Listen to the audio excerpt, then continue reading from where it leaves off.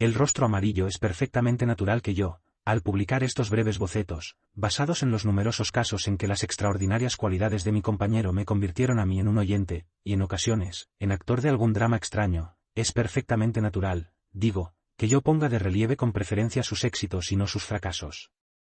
No lo hago tanto por cuidar de su reputación, porque era precisamente cuando él ya no sabía qué hacer cuando su energía y su agilidad mental resultaban más admirables, lo hago más bien porque solía ser lo más frecuente que nadie tuviese éxito allí donde él había fracasado, quedando en tales casos, para siempre, la novela sin un final.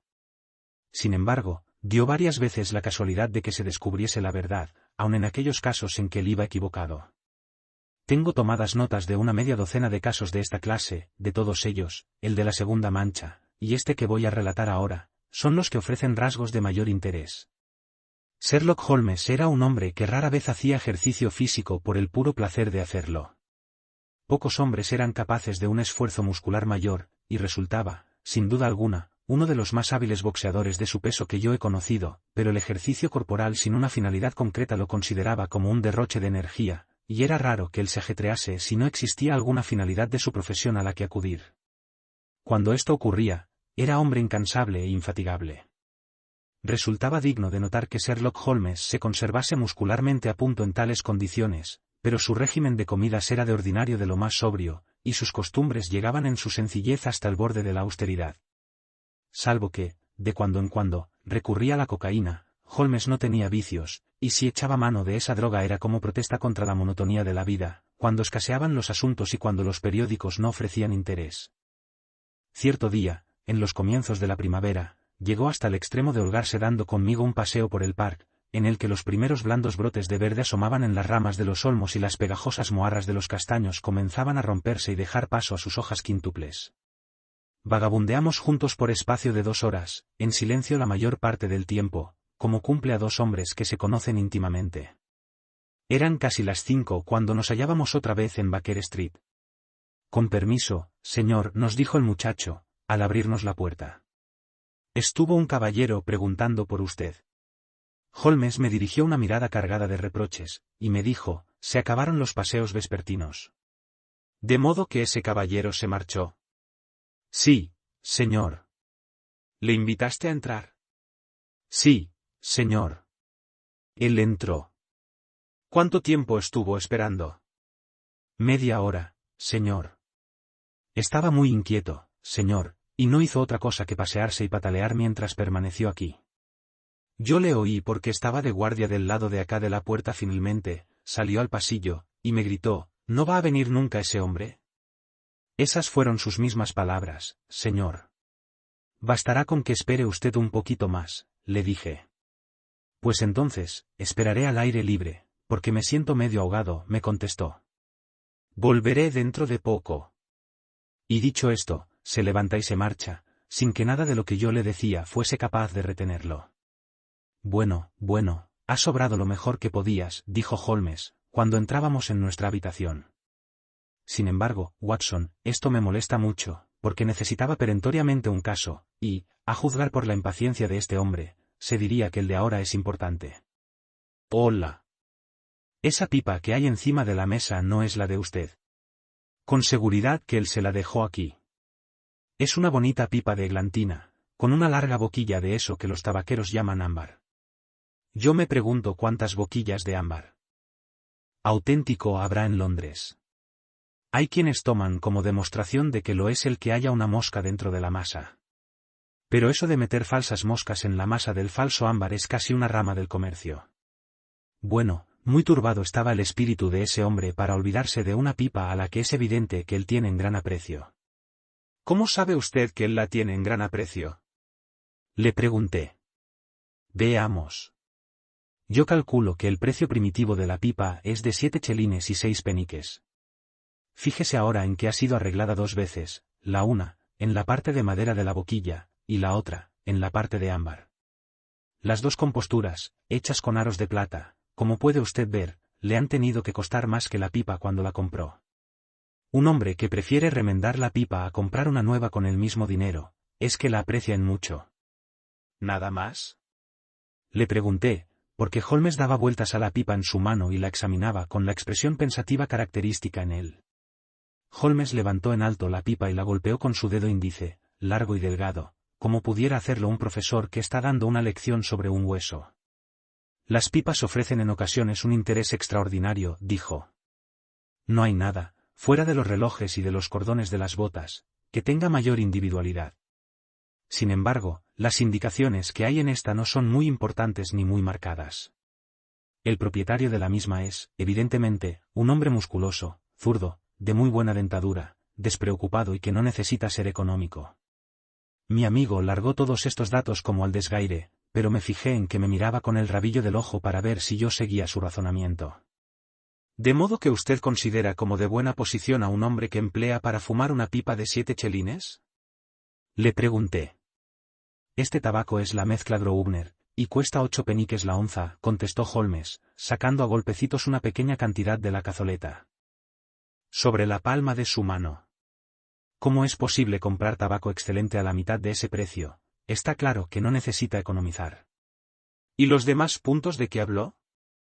Este hombre tiene la costumbre de encender la pipa en las lámparas y en los picos de gas. Fíjese que está completamente chamuscada de arriba abajo por un lado.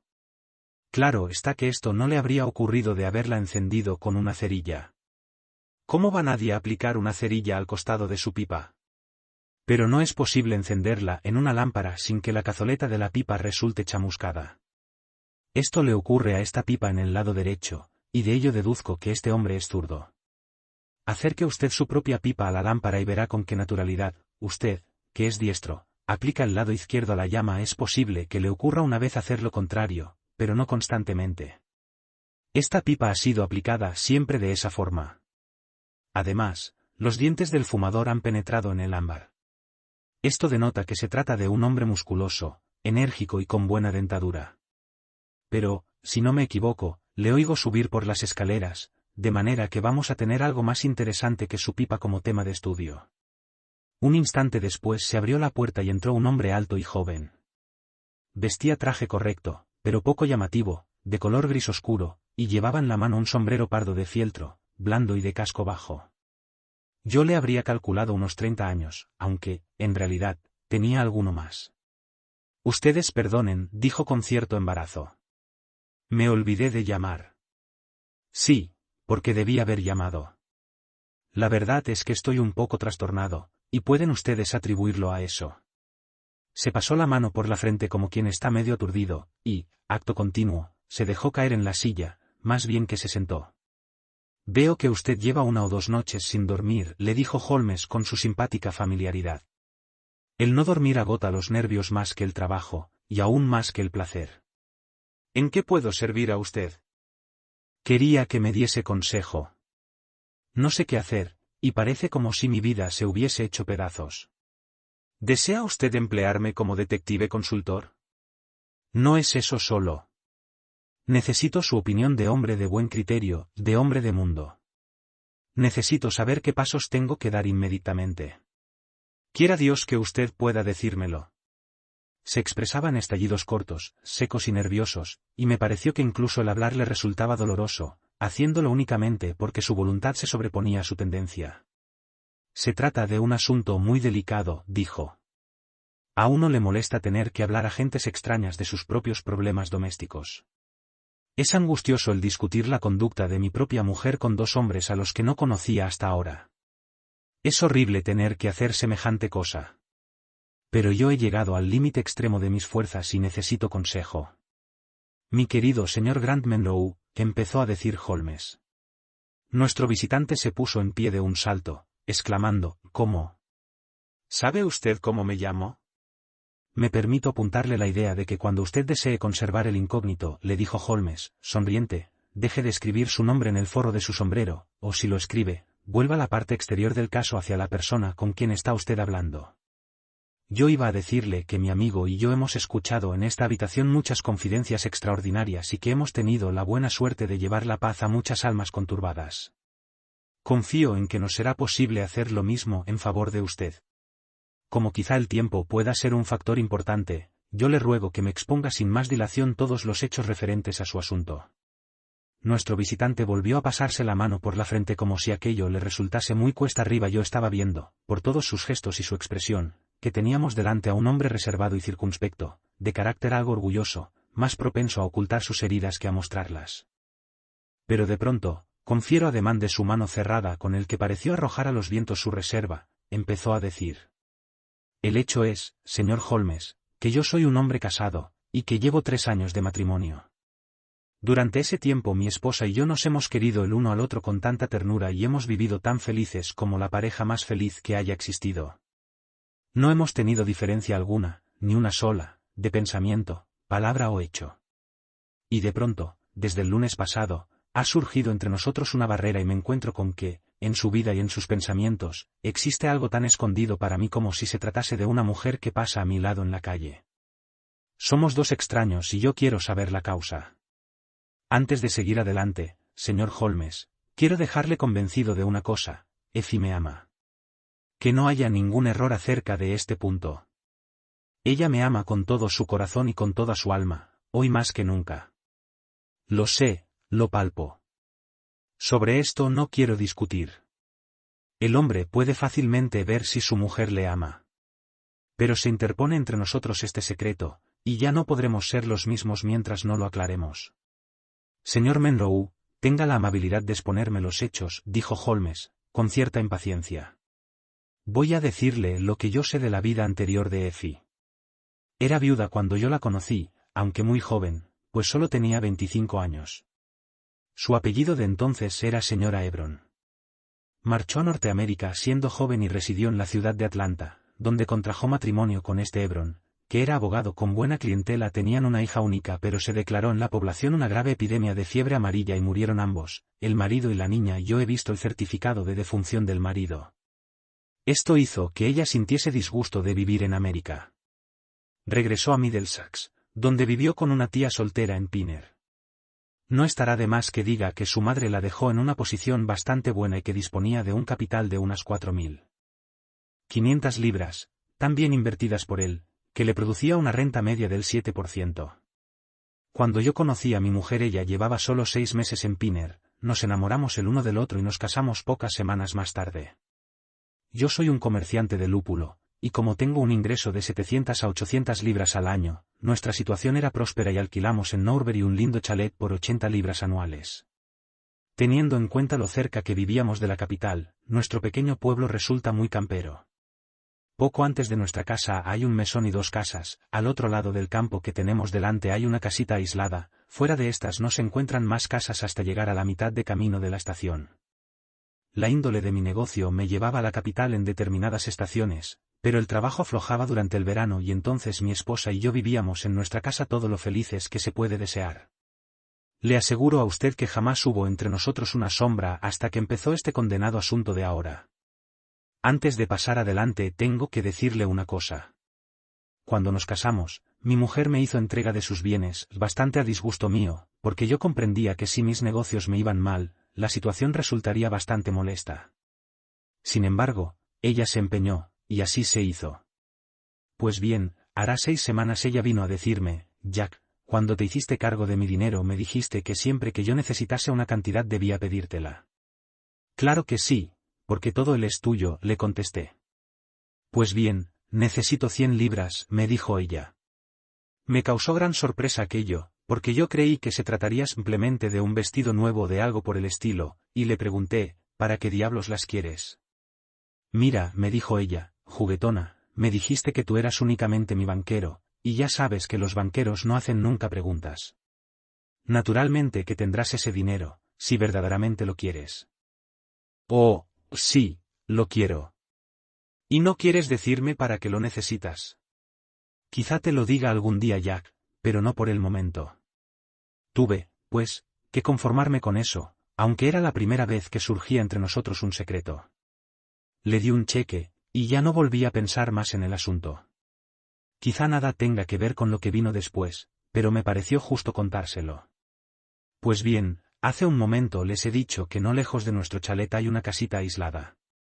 Nos separa nada más que un campo, pero si se quiere ir hasta allí es preciso tomar por la carretera y meterse luego por un sendero. Al final del sendero hay un lindo bosquecillo de pinos albares, y a mí me gustaba mucho ir paseando hasta ese lugar, porque los árboles son siempre cosa simpática. la casita aquella llevaba sin habitar los últimos 8 meses, y era una lástima, porque se trata de un lindo edificio de 2 pisos, con un pórtico al estilo antiguo rodeado de madreselvas.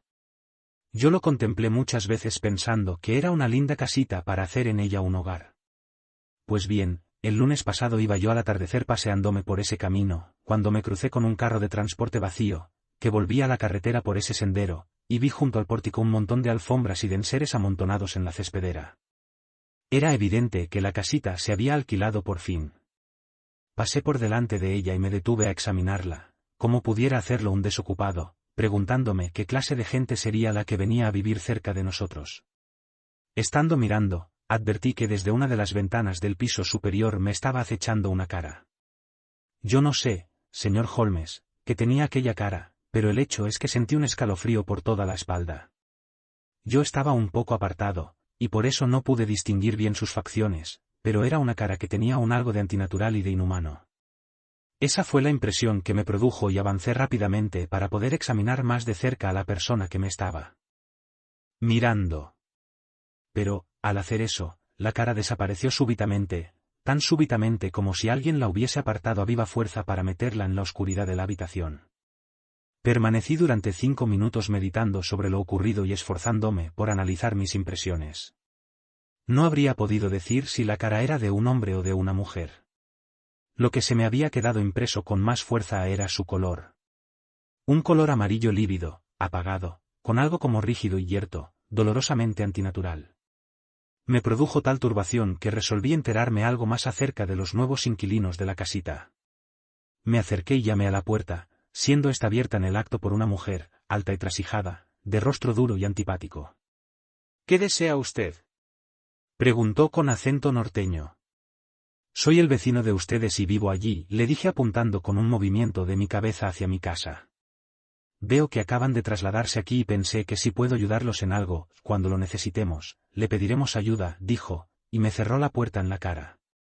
Molesto por una respuesta tan descortés volví la espalda y me encaminé a mi casa durante toda la velada, y a pesar de que yo me esforzaba por pensar en otras cosas, mi imaginación volvía. «Estaba segura de que tendrías fe en mí», exclamó, dando un gran suspiro de alivio. «Se hará como tú lo deseas. Vámonos de aquí. Oh, vámonos de aquí hasta nuestro hogar». Me alejó de la casita, sin dejar de tirar de mi manga. Mientras íbamos caminando, volví yo la vista hacia atrás, y allí estaba aquella cara amarilla y cadavérica, mirándonos desde la venta del piso alto. ¿Qué eslabón podía unir a aquel ser y a mi esposa? ¿O cómo aquella mujer ruda y grosera estaba ligada a Effie? Era aquel un enigma extraño y yo estaba seguro de que no podría sosegar hasta haberlo aclarado. Permanecí sin salir de casa 2 días, y pareció que mi mujer cumplía lealmente nuestro compromiso, no salió a la calle ni una sola vez, por lo que yo supe. Sin embargo, al tercer día tuve pruebas sobradas de que ni siquiera una solemne promesa bastaba para impedir que aquella influencia secreta la arrastrase, alejándola de su marido y de su deber. Yo vine ese día a la capital, pero regresé con el tren de las 2:40, en vez de hacerlo, como es mi costumbre, con el de las 3:36. Al entrar yo en mi casa, acudió la doncella presurosa al vestíbulo con la cara sobresaltada. «¿Dónde está la señora?», le pregunté. «Creo que ha salido a dar un paseo», me contestó. Se me llenó el alma instantáneamente de recelos. Corrí al piso superior para cerciorarme de que no estaba en la casa. Una vez arriba, miré casualmente por una de las ventanas y vi que la doncella con la que yo acababa de hablar corría a campo traviesa en dirección a la casita. Comprendí con exactitud lo que había ocurrido. Mi esposa había ido allí, dejando encargo a la criada de que se le avisase si yo regresaba.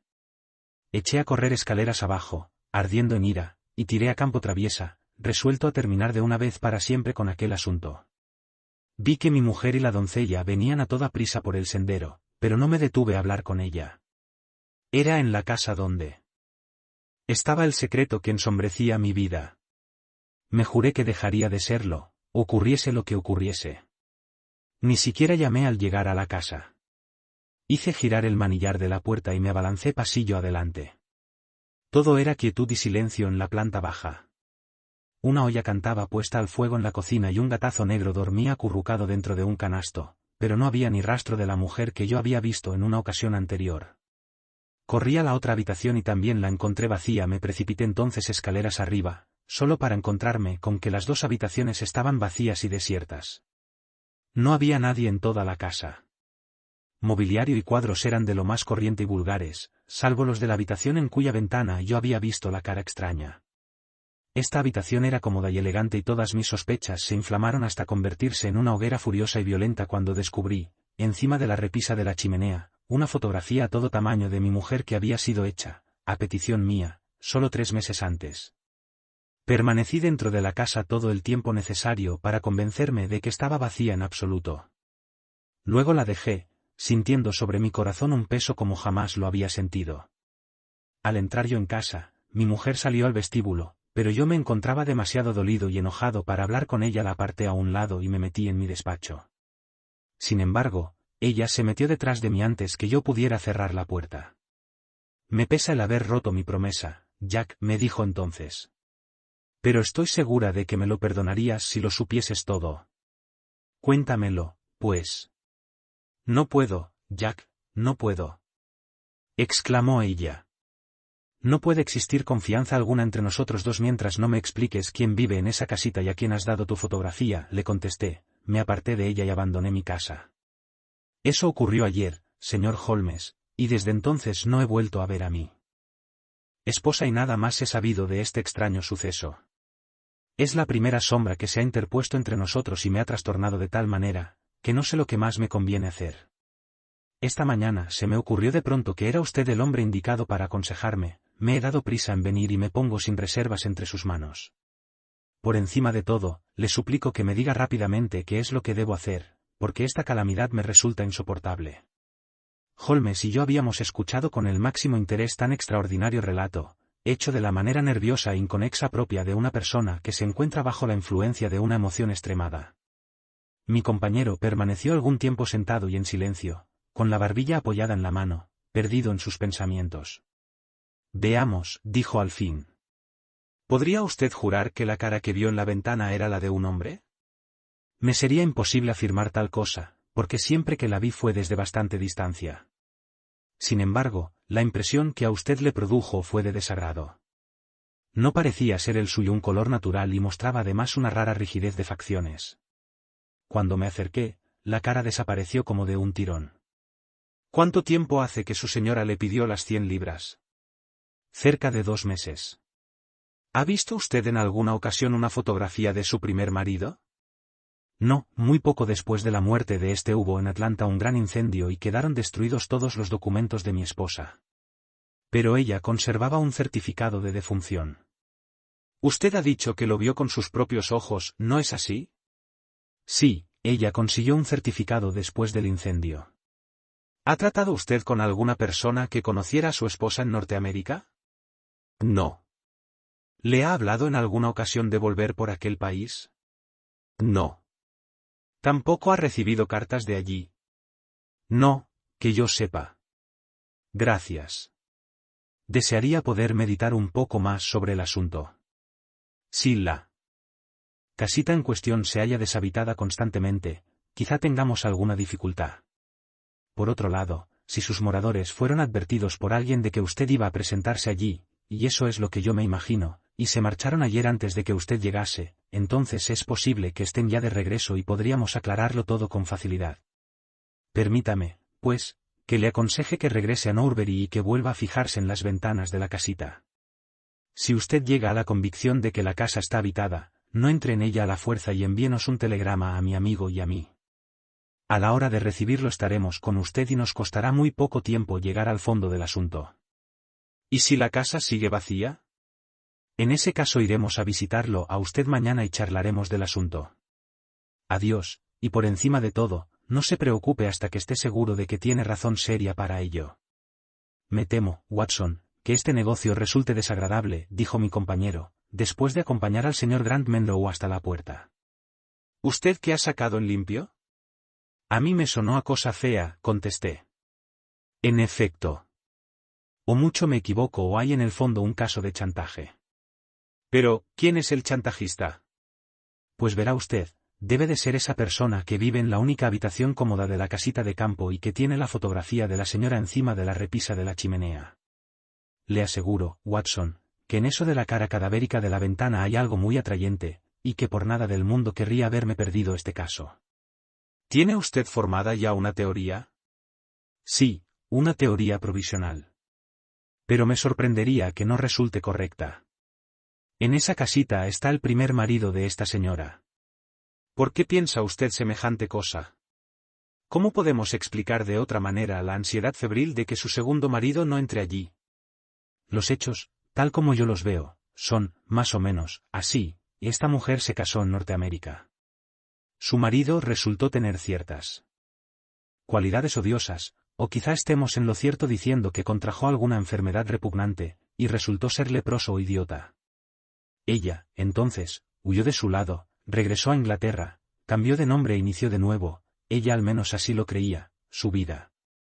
Llevaba ya aquí casada 3 años y se creía en una situación completamente segura, porque había mostrado a su marido el certificado de defunción de algún hombre cuyo apellido ella se había apropiado. De pronto el primer marido, o también cabe suponer, alguna mujer falta de escrúpulos que se había unido al inválido, descubrió el paradero suyo. Escribieron a la señora Menlow y la amenazaron con presentarse y ponerla en la picota. Ella pide entonces 100 libras e intenta comprar su silencio. A pesar de todo, ellos vienen a Inglaterra.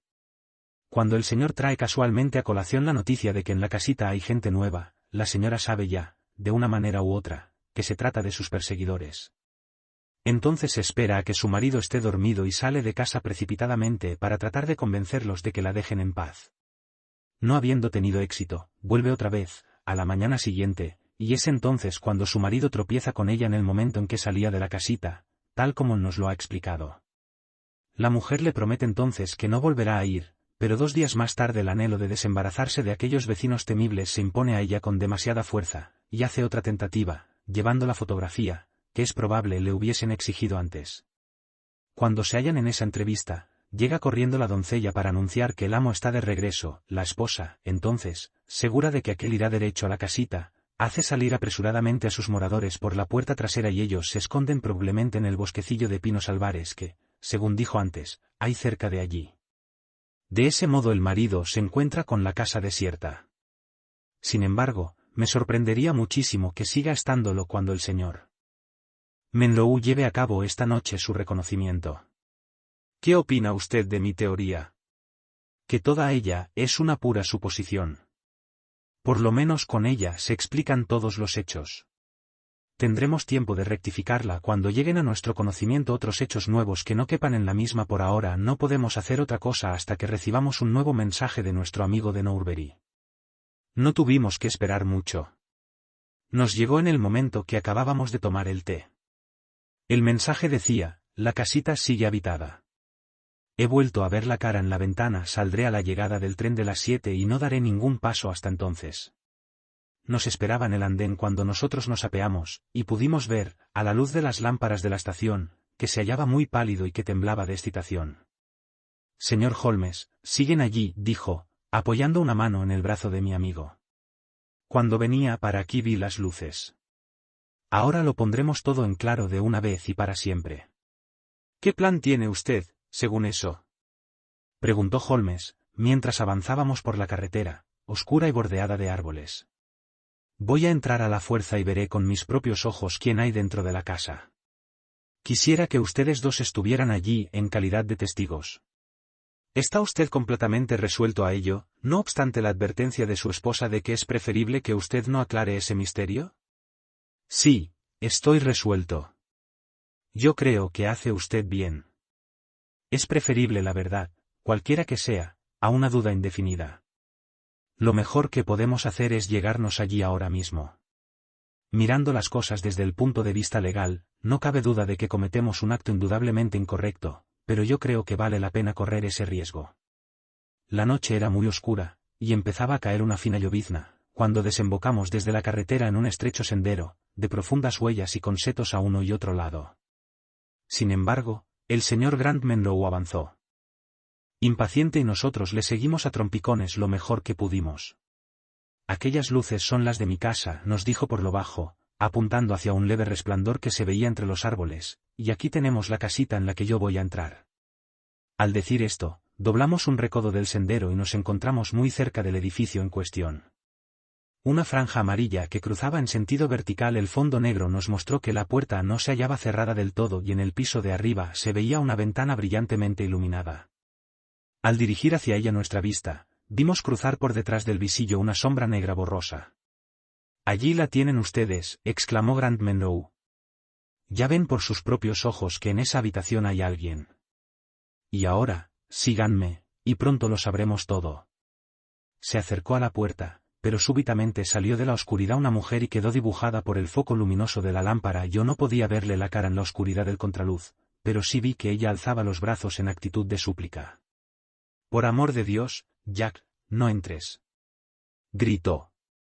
«Tenía el presentimiento de que vendrías esta noche. Piénsalo mejor, corazón. Vuelve a tener fe en mí y nunca tendrás que arrepentirte de ello». «Effie, he tenido fe en ti demasiado tiempo», exclamó él con severidad. «Suéltame. Tengo que seguir adelante. Mis amigos y yo vamos a poner en claro el asunto de una vez y para siempre». Hizo a un lado a su esposa, y nosotros le seguimos, muy de cerca. Cuando abrió de par en par la puerta, corrió a cerrarle el paso una mujer anciana, pero él la hizo retroceder y un instante después subíamos todos escaleras arriba. Grant Menlow se abalanzó hacia el cuarto iluminado y nosotros entramos pisándole los talones. Era un cuartito acogedor y bien amueblado, con 2 velas ardiendo encima de la mesa y otras 2 encima de la repisa de la chimenea. En un ángulo, inclinada sobre un pupitre, se hallaba una persona, que parecía ser una muchachita. Cuando entramos, ella tenía vuelta la cara hacia otro lado, pero pudimos ver que vestía un vestido encarnado y tenía puestos unos guantes blancos y largos. Al darse media vuelta para mirarnos, yo dejé escapar un pequeño grito de sorpresa y horror. La cara que nos presentó era del más extraordinario color cadavérico y sus rasgos carecían en absoluto de expresión. Un instante después quedaba aclarado el misterio. Holmes, acompañando su acción con una risa, pasó sus manos por detrás de la oreja de la niña y arrancó de su cara la corteza de una máscara, presentándosenos delante una niña negrita como el carbón, que mostraba todo el brillo de su blanca dentadura con una expresión divertida al ver el asombro pintado en nuestros rostros. La alegría de la niña hizo que rompiera yo a reír por un efecto de simpatía, pero Grant Menlow permaneció inmóvil, asombrado y agarrándose la garganta con la mano. «¡Válgame Dios! ¿Qué puede significar esto?», exclamó. «Yo te diré lo que significa», le gritó su mujer, entrando en la habitación con una expresión de orgullo y de firmeza en su rostro. «Me has obligado, contrariando mi propio criterio, a que te lo diga y ya veremos cómo tú y yo podemos arreglarlo. Mi marido falleció en Atlanta. Mi hija le sobrevivió». «¿Tu hija?». La señora Menlow se sacó del pecho un gran medallón de plata, y dijo, «Nunca lo has visto abierto». «Yo tenía entendido que no se abría». Ella apretó un resorte y la parte delantera del medallón giró hacia atrás. En el interior había el retrato de un hombre, de gran belleza y expresión inteligente, pero cuyos rasgos llevaban el sello inconfundible de su raza africana. «Este es John Hebron, de Atlanta», dijo la señora, «y no hubo jamás en el mundo un hombre más noble. Yo rompí con mi raza por casarme con él. Mientras él vivió yo no lamenté ni un instante ese matrimonio. Nuestra desgracia consistió en que la hija única que tuvimos sacó el parecido a la raza de mi marido más bien que a la mía. Es cosa que ocurre con frecuencia en semejantes matrimonios y la pequeña Lucy salió más morena aún que su padre».